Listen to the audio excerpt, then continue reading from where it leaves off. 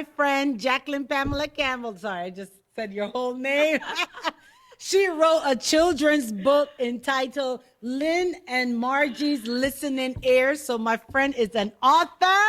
Oh my God. And she is here with me today just to tell you guys about her book. Now listen, I need you to go on Amazon.com right this second, and you're going to put in Jacklyn Campbell in the search bar, and you are going to see Lynn and Margie's Listening Ears. My friend is an author, and we want to support her. I want you to introduce to you Jacklyn Campbell. Jacklyn, say hi to the audience. Hello, everyone. Hi. My name is Jacklyn Campbell. I am the author of Lynn and Margie's Listening Ears. And can I share also where else the book Absolutely. Go right ahead. Yes. The book can also be found online at Target, Walmart, and also Barnes & Noble. But I prefer if you can support me directly on my website at Jacklyn Campbell Writes, like writing a book, JacklynCampbellWrites.com. So that's exactly where you can find me directly at my website. Awesome. All right, so let's get into it. Ready? Yes. Why did you write this book? What was the purpose? Behold the whole book, because it says something about listening ears. And if I have children, they ain't got no listening ears. You hear me? My children's ears are hard. I don't know.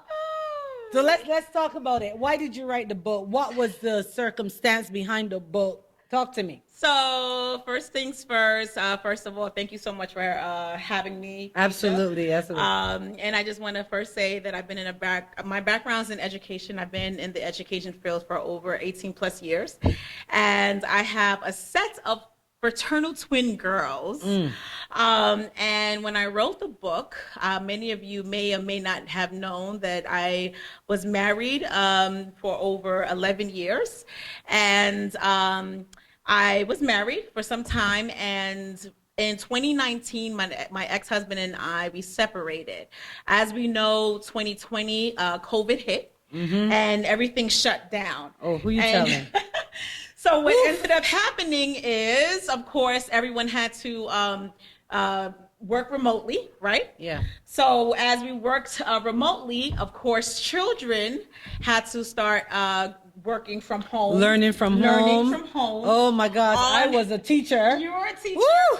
So parents became teachers, and children had to start working from home on the computer. That's right. So of course, my children were working from home on the computer, and their emotions, when I tell you, were crazy. And I don't know if you know that song, DMX. The words are, y'all gonna make me lose my mind. Up in here, up in here.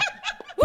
I swear, I feel like DMX, God rest his soul, I feel like he wrote that song just for me. Yeah. So anyway. I think for people in COVID, period. Because all the children, they lost their mind. They didn't, first of all, they didn't have no outlet. No! They couldn't do, and you guys are in New York, we right? We were in New York. Okay. We were home, yes. And it was just mayhem. That's right. So a lot of parents, they were reaching out to me. They were like, Jackie, what should I do? What activities should I do for my children? And, I started giving a lot of activities to a lot of parents, and my kids were going crazy. So what I did was I ended up, instilling a lot of the strategies that I've learned throughout the years, throughout sharing with my teaching staff and coaching teachers throughout the years. And I just infused it in my home. Wow. So the curriculum that I use is called Emotional Responsive Practices.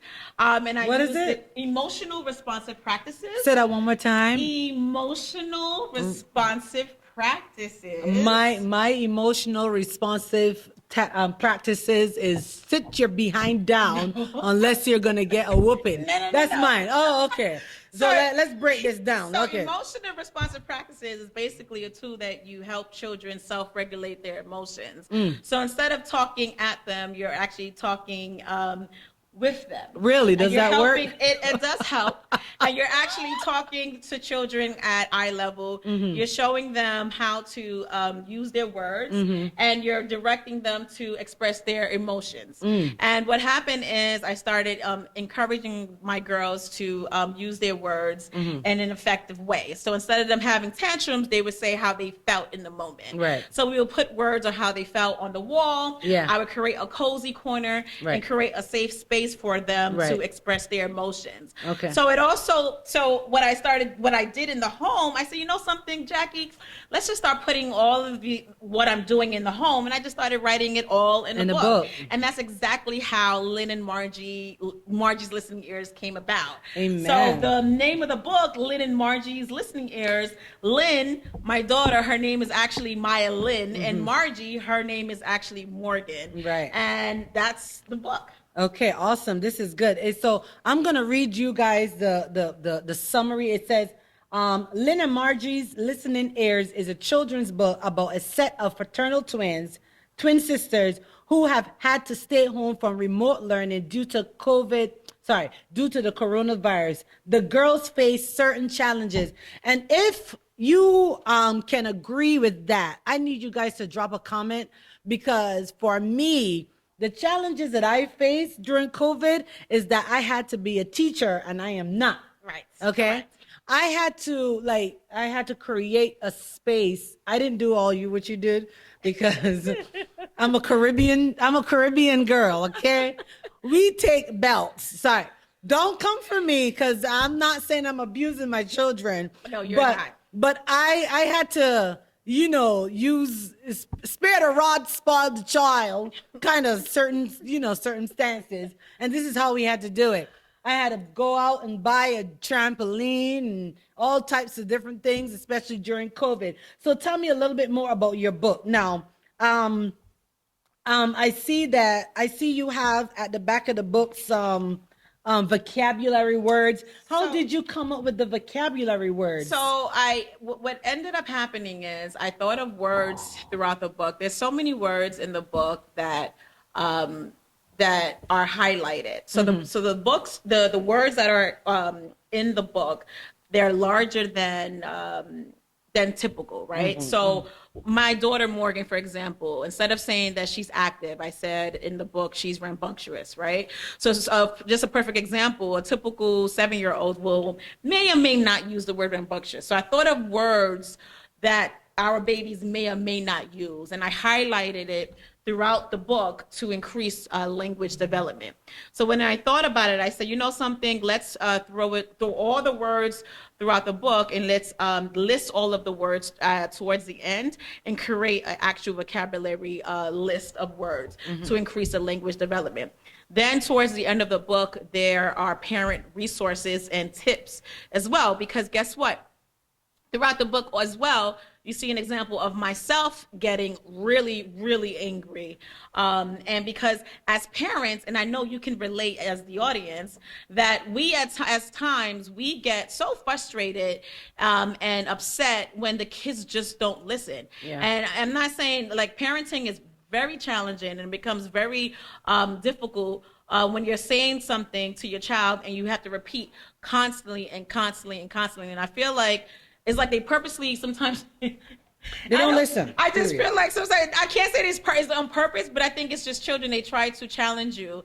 And I think for me, it was a challenge because it was my first time becoming a single mother, right? Yeah, yeah. So here I am, I was married for all these years and they saw Dad and I the entire time. And then my ex-husband left and it was just myself and my girls. And they definitely, I can say they challenged me. Mm-hmm. So I had to do something. And I put, I just put my pen to paper. Yeah. And I had to do what I need to do to help them regulate their emotions. Absolutely. So you said at the back of the book, it says this book will take you on an emotional journey on how some children and parents throughout the world may have faced real-life challenges due to COVID-19.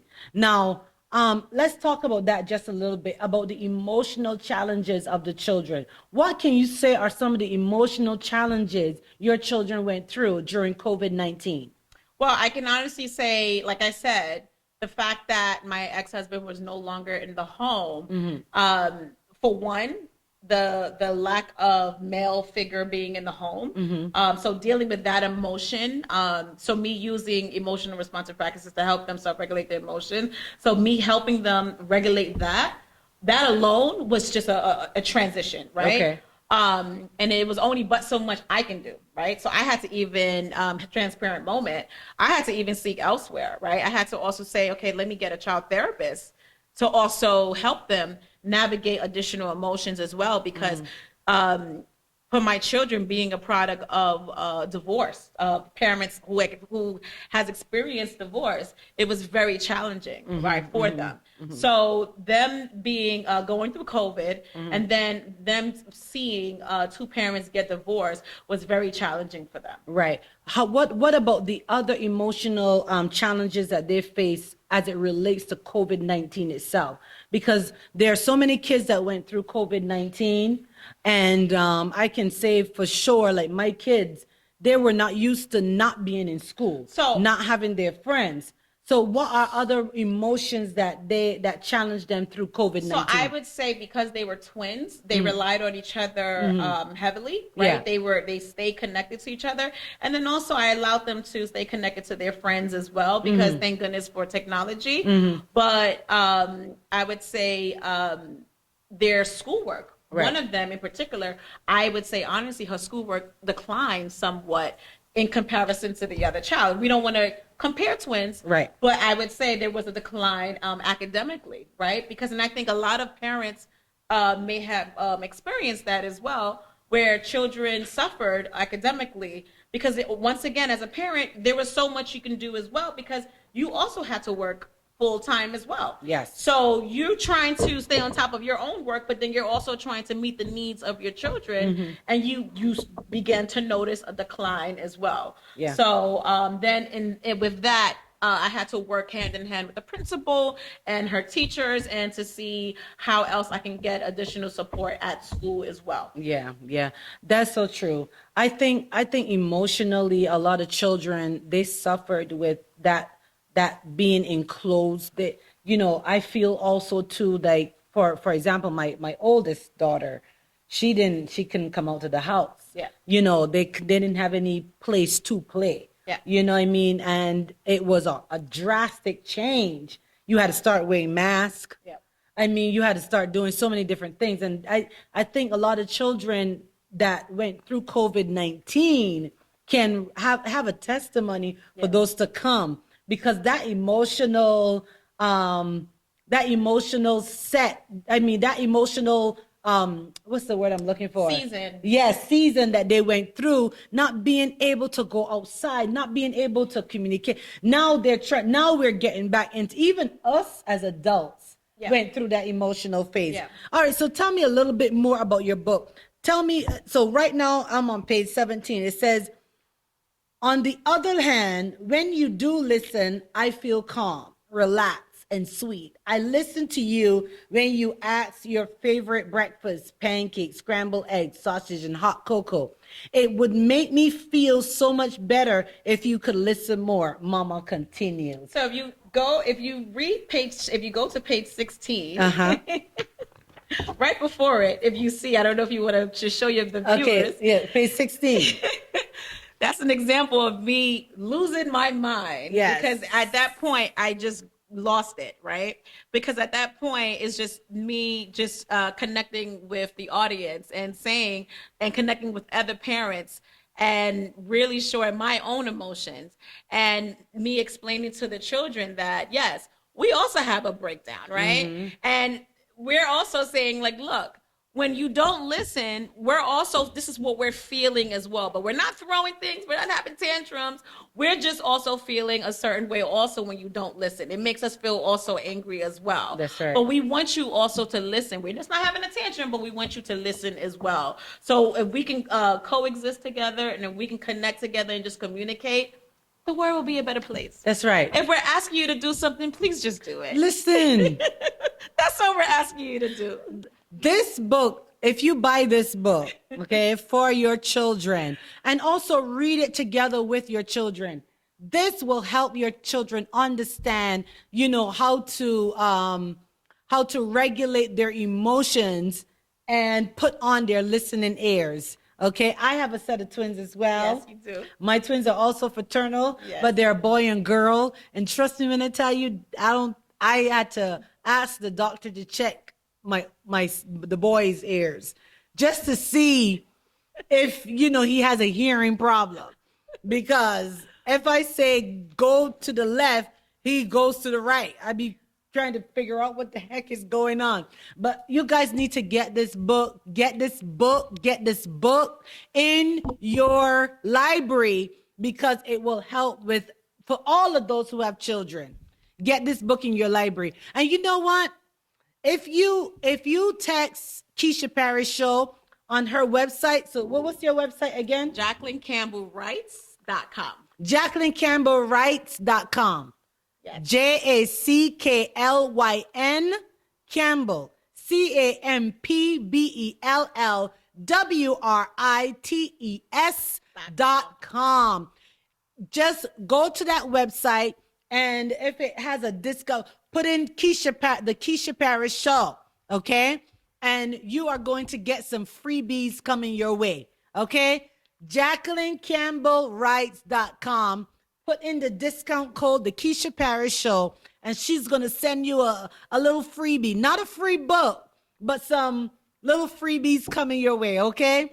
Jacklyn, I am so happy that you came. What else can you tell us about, your education, your background? I see that you have a master's in education. How was that process for you? How did you accomplish that? Talk to me a little bit about that. Well, I can say that when I was a child, I used to always, it's funny, initially I always wanted to be a teacher, and then I switched it up because I was like, I love to talk. Keisha, you already know I love to talk. And then I wanted to be a lawyer. Mm-hmm. And then I got a bachelor's degree in criminology, but my grades weren't the best. And I remember me always working with children. And I remember my boss at the time, Bessie Liang, shout out to Bessie. She's like, Jackie, just go to graduate school for education. And I did. And that's the first time ever I excelled in school. And I realized, lesson learned, go to school for something that you're passionate about. And I remember learning about children, and I loved it. Yeah. And received a master's in early childhood education. And I never looked back. And I've always worked with children. Awesome. So I love learning about children and children's overall development and fostering their learning. Mm-hmm. And that's amazing. That's amazing. Yeah. I am happy that you did that, because I'm telling you guys right now, she is the boss when it comes to talking about children and helping them with the emotions. She's taught me a few things because like I said, I'm a Caribbean woman. So we kind of discipline our children a little bit differently, but she's taught me how to redirect my kids, using certain words to encourage them to do certain things. And this woman of God here is powerful, amazing. And I want everybody to really and truly support her book, because she's been through some things, in life. And it has brought her to this point where she can be an author and say, listen, I have written a book. And I feel like some of the things that you've been through, this book came out of that. Yeah. Hadn't you not been through what you've been through, yeah, of course, this book would not be possible. Just like this show. I've been through some things, and that's why this show is what it is today, because you've been through some stuff. Some of your downs propels you to your ups. Some of your struggles propels you to your next level, to your next dimension, it pushes you into a whole different aspect of life. Would you like to share something that, that say, what? I should have done this before. So interesting you mentioned that. For years, I've always wanted to write a children's book. That's always been my passion. Mm-hmm. And I remember I wrote a sketch of a children's book. It's still in my phone to this day, when I went to Dominican Republic years ago. And at the time I was married. And it's interesting. I've always pushed the dreams of my ex-husband, I remember. Mm-hmm. Never really pushed mine. I've always pushed his. And I've always put the children first, put him first. Mm-hmm. Never pushed mine. And it's interesting. It's only when I became separated, I said, this is like the time. I'm going to do it. I'm going to do it. And I'm not going to stop. I'm just going to do it. And I had just a peace of mind. And I said, I'm just going to do it. And it was so fulfilling for me to write it. It was something that I needed to do. I had to do it. Mm-hmm. And, it was freeing. And, it was something that I believe God worked with me. Absolutely. And I'm really grateful for the opportunity. I'm grateful that God allowed me to actually finish it. Because sometimes we start things we don't finish it. We don't finish it. And because of life. Because it's true. Life tends to happen. Absolutely. So I am grateful that it has come to fruition. Absolutely. I am grateful. Absolutely. And it's a lesson learned that, once God is in something, and you put him first, and it reminds me of the scripture, in all thy ways, you should acknowledge him. Yeah. And he will always direct your your path. So I'm encouraging anyone out there that if you acknowledge him, that he will continue to direct your path. Absolutely. And put him first in everything. So, just that's amazing. pick it up. That's amazing. Please go and get this book, Lynn and Margie's Listening Ears. It is on Amazon, Barnes and Noble. What else? Walmart and Target. And it is best that you go on her website, because that's where you're going to get some freebies, okay? Go to the website. And you get a signed copy too. There you go. You get a signed copy as well when you go on the website. Okay, so go to the website, JacklynCampbellWrites.com, and get you a copy of Lynn and Margie's Listening Ears. Thank you so much, Jack, for being on my show. Oh my God. Look, everybody, this is my best friend from like 16 years old. 20 plus years. Yeah, I came to America, and this girl, she's the bomb. She is amazing. She's amazing. 20 plus years of friendship. You don't get that in a long time, you know? And I just want to bless God for you. Amen. Thank you so much for coming on my show. Yes. And please go out and get a copy. Remember to like, subscribe, comment, and share. Subscribe, comment, and share. The Keisha Parris Show. Thank you so much for joining me. Thank you for having me. I'm so proud of you. Love you so much. Love you so much. Love you. All right, so join me again, same time, same place. Be blessed.